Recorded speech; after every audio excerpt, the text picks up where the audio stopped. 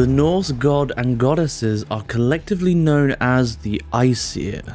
This is also the term for the gods specifically, with the goddesses called the Æsir. It is best to understand the groupings of the Norse gods in a rather fluid way, with deities who were born as other types of beings, including Jotuns and Ulfs, being considered Æsir if they were married into the Pantheon or were otherwise accepted into the group.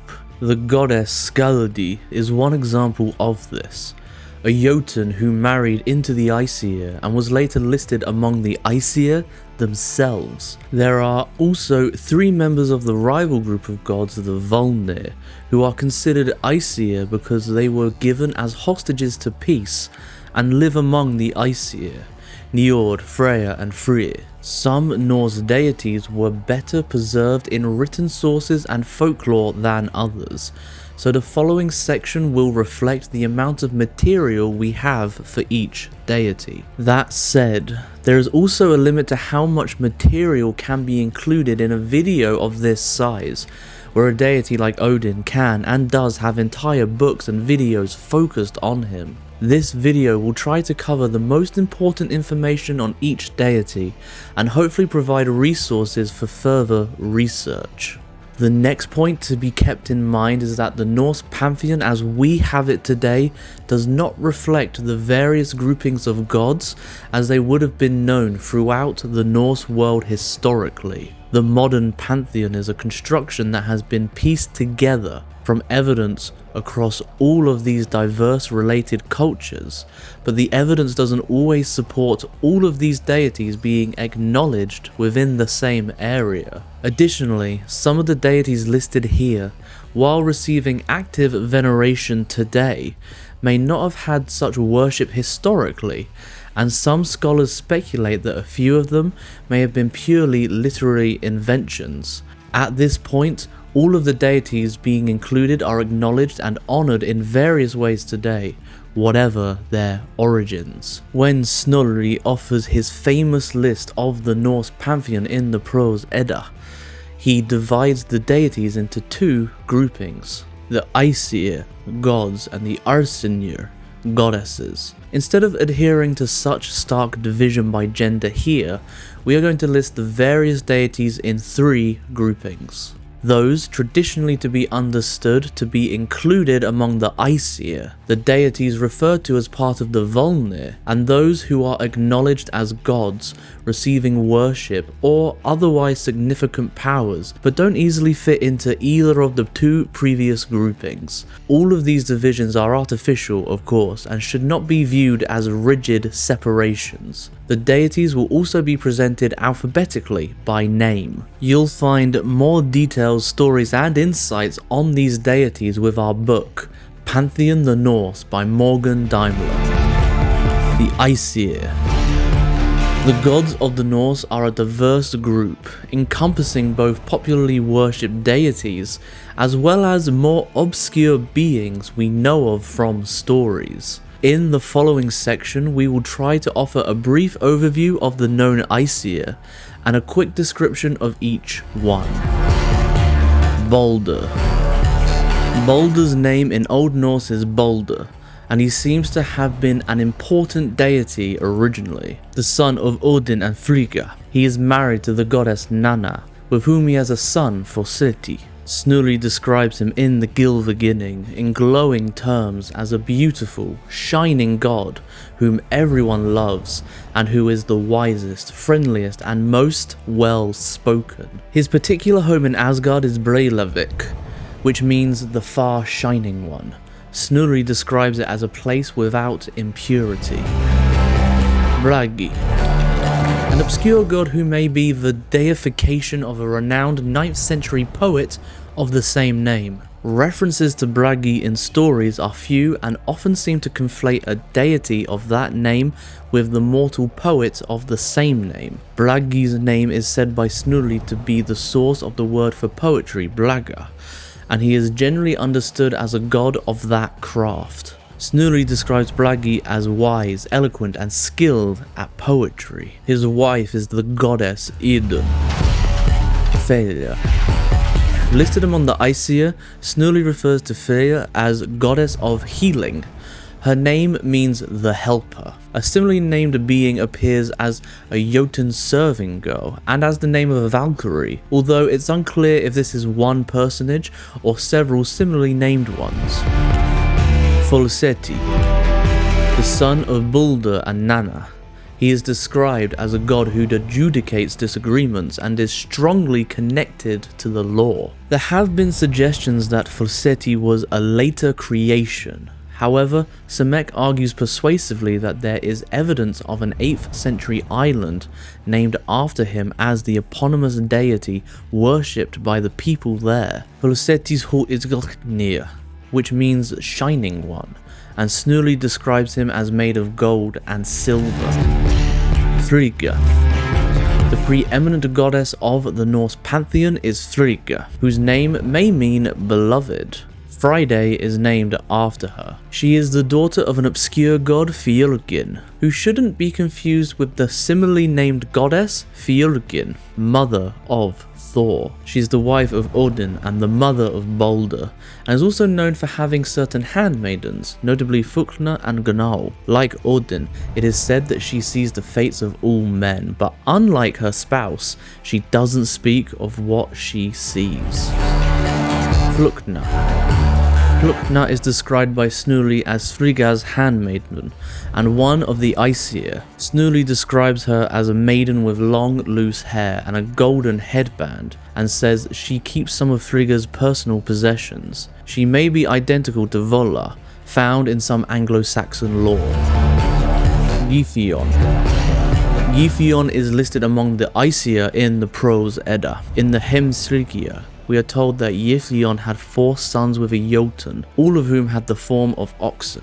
The Prose Edda tells us that when she travelled to Sweden, the king there offered her as much land as she could claim by ploughing a team of oxen in 24 hours in exchange for her sexual favours. Gefjon agreed but brought her 4 oxen from Jotunheim to plough the land.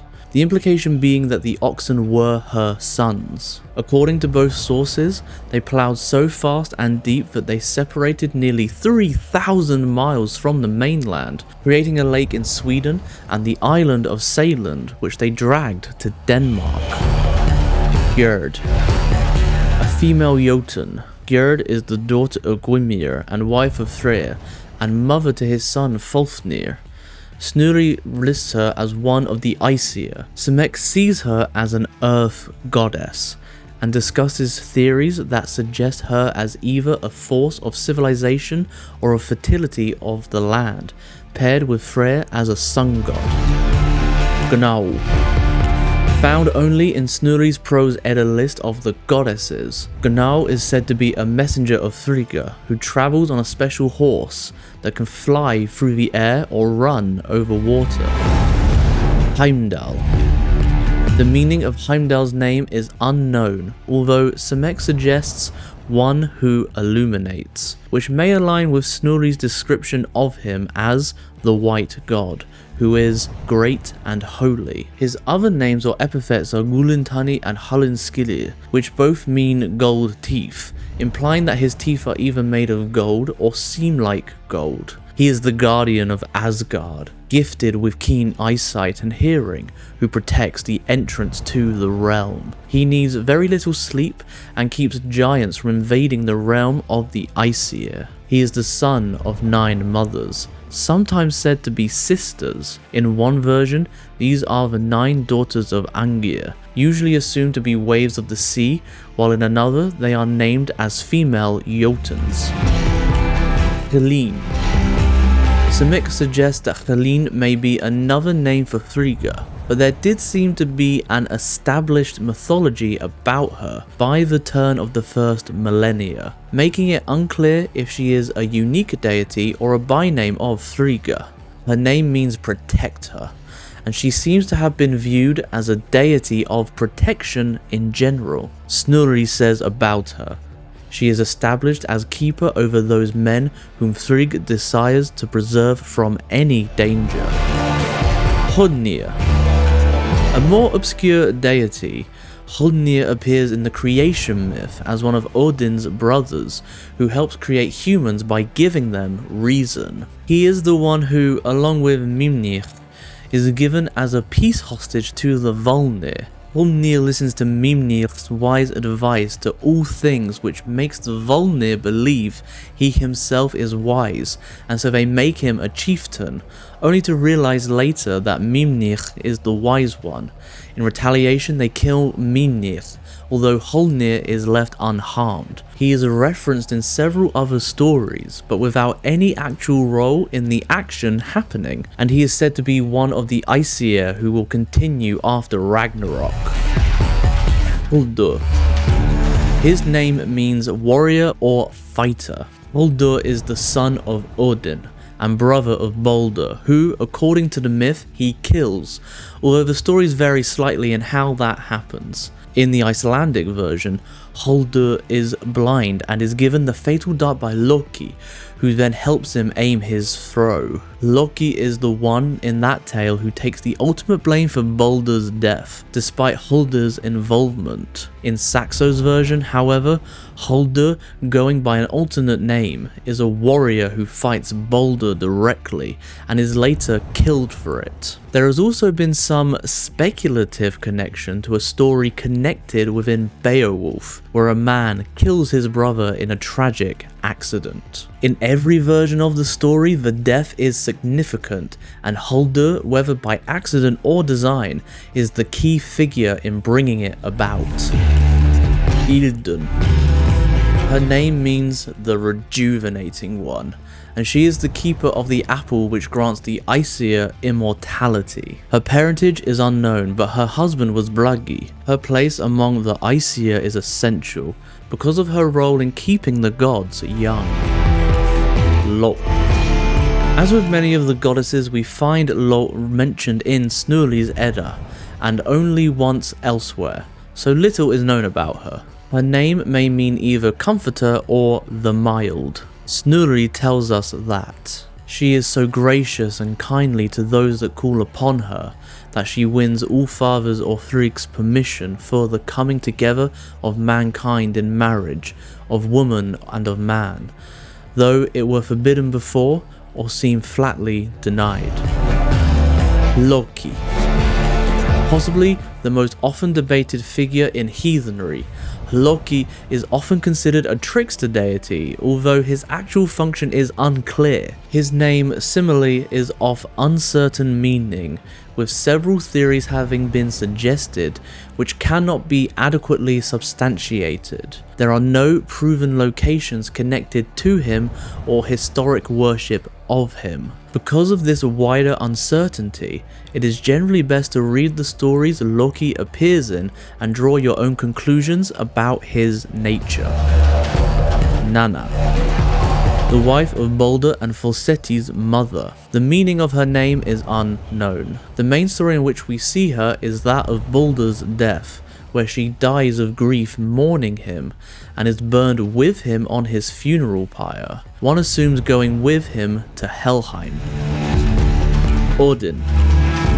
One of the most well-known gods of the Norse Pantheon, introduced in the prose Edda as the most important of the gods and given multiple different names, is Odin. While the prose Edda material should be viewed carefully as a product of its time and with clear Christian influences, Odin, for example, is initially described in ways nearly synonymous with the Christian god. His overall importance, particularly to kings and poets, is clear. He is a complex and multifaceted deity known across the Norse world by various names, including Odin, Othin, Woden and Woden, which are all derived from the same root term, as well as hundreds of bynames, or heiti, which are usually descriptive in nature. Semic describes him as a god of poetry, the dead, war, magic, runes and ecstasy, as well as the father of the gods, which is in line with the wider modern understanding of who and what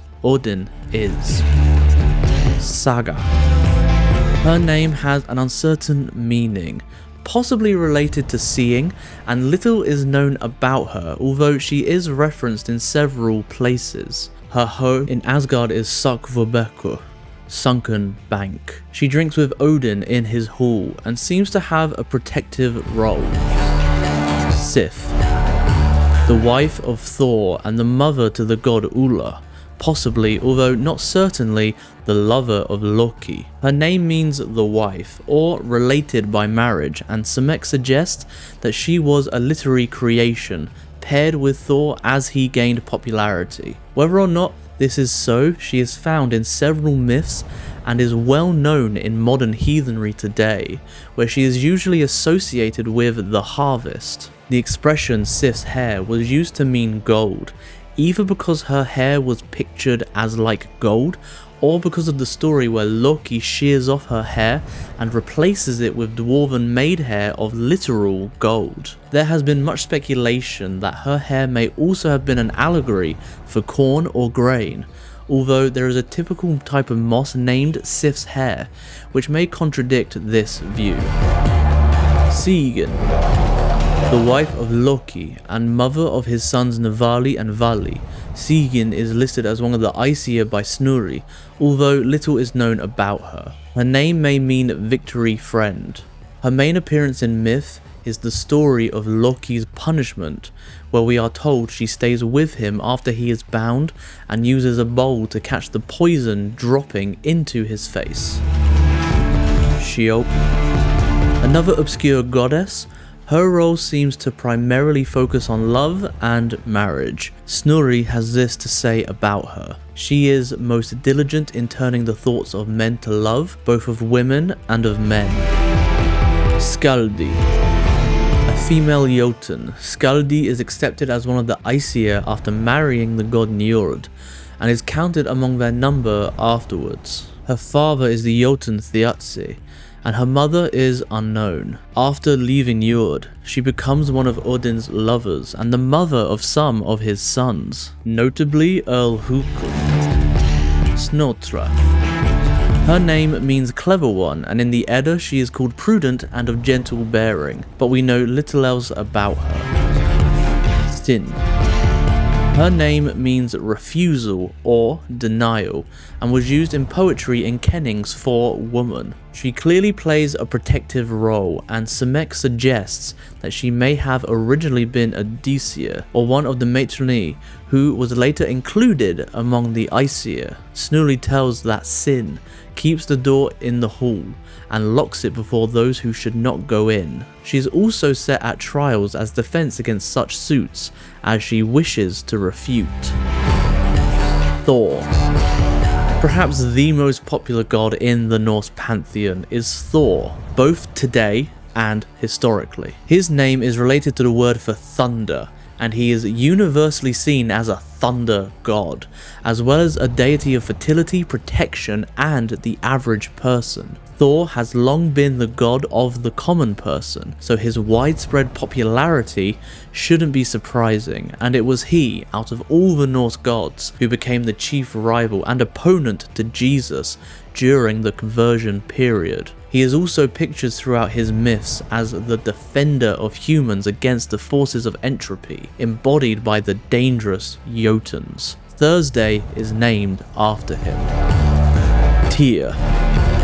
Tyr is an ancient deity traced back to the Norse period. Simek speculates that he existed during the Indo-European period as a sky god. It has been suggested that Tyr was originally the main god of the Pantheon, who was later displaced by Odin. This may perhaps explain why Tyr's importance as a god of war and oaths is often emphasized, but he himself doesn't have a very active role in the mythology. The name Tyr is used not only as a personal name for this deity, but also as a general term for god, so that we find. For example, one name for Odin is Hungatyr. The plural of Tyr's name, Tyrva, means gods. Ulla.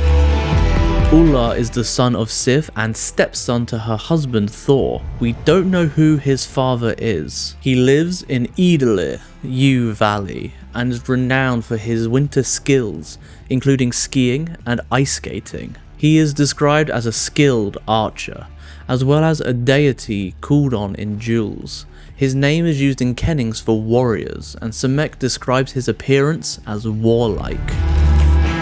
Vali, Odin's son by Rind, who is alternately listed as one of the Æsir or a human princess. His conception is arranged through deception and spells by Odin, who wants to fulfill a prophecy relating to avenging Baldur's death. Vali is referred to as Baldur's Avenger, and little else is known about him outside his appearance and actions within that narrative. According to Snorri, he avenged Baldur's death when he was only 1 day old. Varl, alternatively Vor, is an obscure goddess whose name means beloved. Snorri says of Varl that she hearkens to the oaths and compacts made between men and women. He describes her as a goddess of oaths, and who punishes those who lie under oath. Samek considers her a goddess of marriage and of love, and points out that in the Thrymskiva, Varl is called on to solemnize marriages.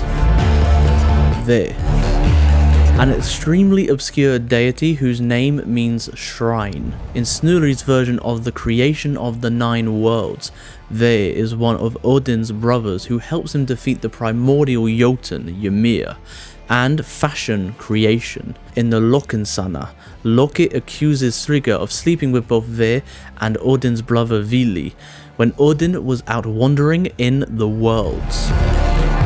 Vida, Odin's son with the female Jotun Grid.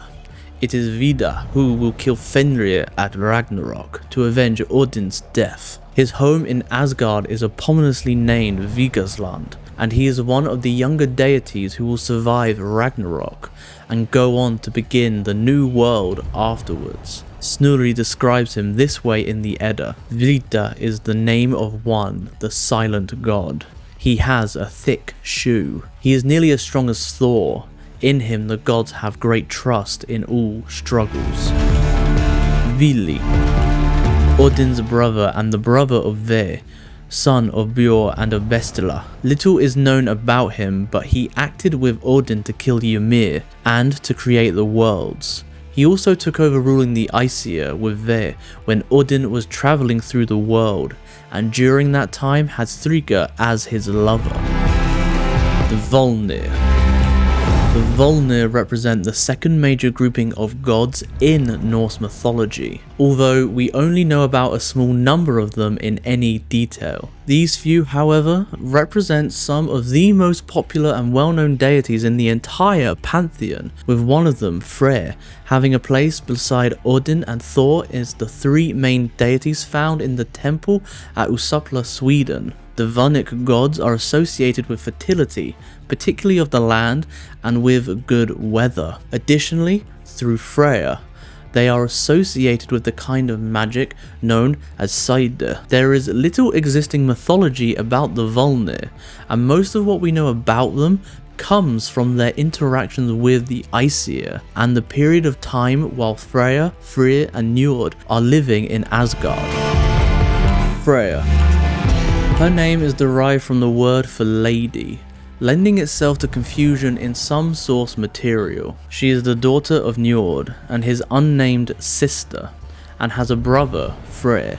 In the Lokinsana, Loki accuses her of incest with her brother, which she doesn't deny, and Samek suggests that she may have originally been married to Freyr, possibly a custom of the Volnir. In the Eddas, her husband is said to be Othar, and she has 2 daughters, Nos and Jörsmir. Freyr.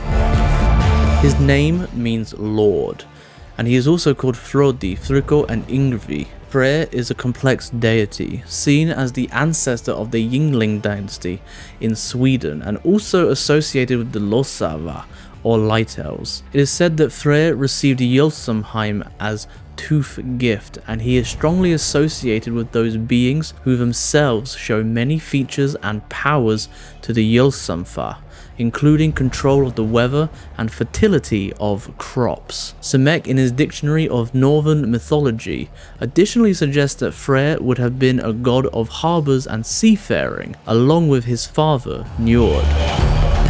Gullveig.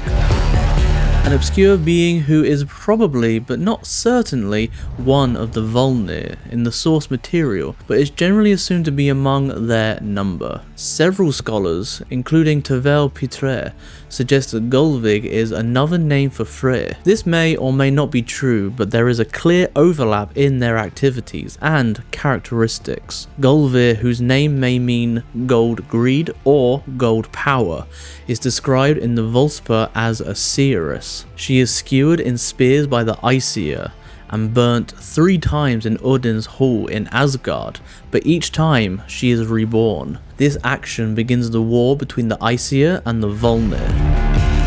Heide, the name given to Gullveig after she is burned by the Æsir. Semek suggests it may mean fame, but also connects it to the same meaning of gold greedy as Gullveig. According to the Volsper, Heide then travels around prophesizing and using her magic, and was a delight to so-called evil women, possibly a reference to her teaching or practicing Side with human women.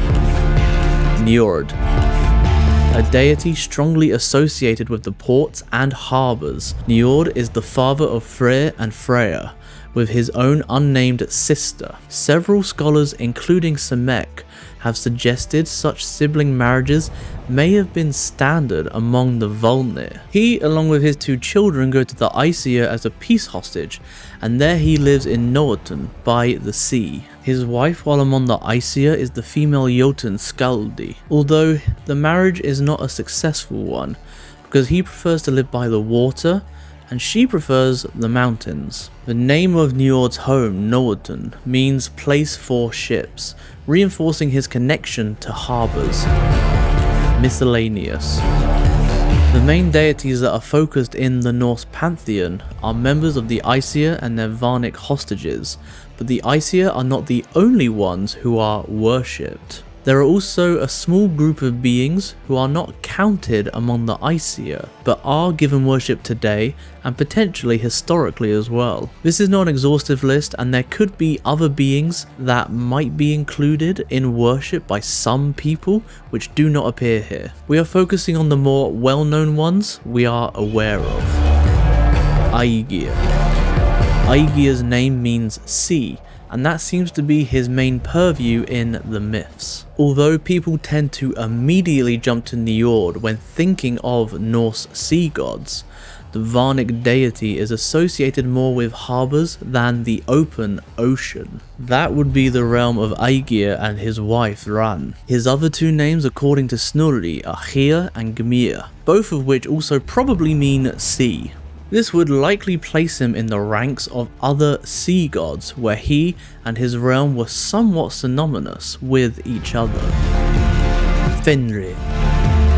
Fenrir is the son of Loki and the female Jotun Angloboda, and he is in the form of a great wolf. His main stories revolve around his being bound by the Æsir and his role in Ragnarok. Hel. A child of Loki and a female Jotun, sometimes described as monstrous with half her body living and half dead. There is debate about whether she existed in the Pagan era or was created to personify the realm of Helheim, which itself shows a lot in later Christian rewriting, from a place of welcome and rest to one synonymous with the Christian hell as a place of suffering. According to the Prose Edda, when the Æsir took Loki's children from Jotunheim, Odin sent Hel to Helheim, and he gave to her power over 9 worlds to apportion all abodes among those that were sent to her, that is, men dead of sickness or of old age. She has great possessions there, her walls are exceedingly high and her gates great. Jord. Jord's name means earth, and she is an eponymous earth goddess who is considered both one of the Æsir as well as a female Jotun. Thor is her son, making her at the least one of Odin's paramours. Her mother is not Night, and her father is Anna. There are multiple goddesses whose names are various forms of the word for earth, but it's unclear if they are all Jord under different names. All poetic references to one goddess or individual beings. Jörmungandr. One of the three monstrous children of Loki and the female Jotun Arboga. Jormungandr's name means huge monster, but in English he is most often called either the Midgard serpent or the world serpent. Jormungandr is said to lay below the water and encircle the world. In one account, Thor pulls him up while fishing, or at least raises his head, but he is freed before fully surfacing. During Ragnarok, he will fight Thor, who will kill him, but Jormungandr will poison Thor so that he dies within steps of their battle. Mjolnir, the god of the moon. As the Norse had a moon god and a sun goddess. His name is the word for moon, and according to the prose Edda, the gods were so offended that his father named him this, and named his sister Sun, in praise of their beauty, that they took the children and set them up carrying light through the sky. As Snorri describes it, Mjolnir steers the course of the moon and determines its waxing and waning. The Volspa doesn't offer such a detailed backstory, but it does claim that the gods set up Mjolnir in order to keep track of time during the year. This likely reflects the older way of measuring periods of time and the timing of events by the moon's cycle. At Ragnarok, he will be caught and consumed by the wolf that chases him through the sky. Mimnir. Counted among the Jotun, but also listed as one of the Æsir, Mjolnir is Odin's uncle and is sent to the Vanir as a peace hostage. Mjolnir possesses the well of Mjolnir, which is a source of wisdom, as is Mjolnir himself, either through his own knowledge or through drinking from the well. Mjolnir is sent to the Vanir as a peace hostage, but is beheaded by them after it is found out that he is secretly advising the other hostage, Hoenur, so that he seems he is much wiser than he is. Receiving Mjolnir's head back from the Vanir, Odin preserves it with herbs and spells so that it continues to advise him. When Ragnarok begins, it is Mjolnir's head that Odin goes to for counsel. Nerthus, a Germanic deity who some scholars link to the Norse Njord, although that is purely speculative. Viewed as an earth goddess, Tacitus in Germania relates a story about Nerthus having a shrine on an island where a statue of her is kept. This statue is taken out and carried around in a cart pulled by cattle, tended to by a priest, and when it is returned to the shrine, it is first washed, and the slaves who washed it were then ritually drowned. Round. A female Jotun, Round is strongly associated with the sea and particularly with drowned sailors. It is said that those who drown are caught in Round's nets and taken to an afterlife in her realm at the bottom of the sea. Idioms related to drowning, such as the one just mentioned, refer to Round, and she is seen as having dominion over the realm of the sea. Sunna. Also known as Sio, she is the eponymous goddess of the sun and sister to Mani, god of the moon. They are the children of a man named Mundifali, whose praise of their beauty caused the Æsir to take them and place them in the sky, assigning them their duties. And there you have it. An exploration of the rich and complex world of the Norse gods and goddesses, from the mighty Æsir and Vanir to the enigmatic figures who exist beyond these traditional groupings. Whether you are drawn to the wisdom of Odin, the strength of Thor, the cunning of Loki, or the fertility magic of Freya, each deity offers a unique glimpse into the beliefs and values of the ancient Norse people. Their stories, though shaped by time and interpretation, continue to inspire and resonate today.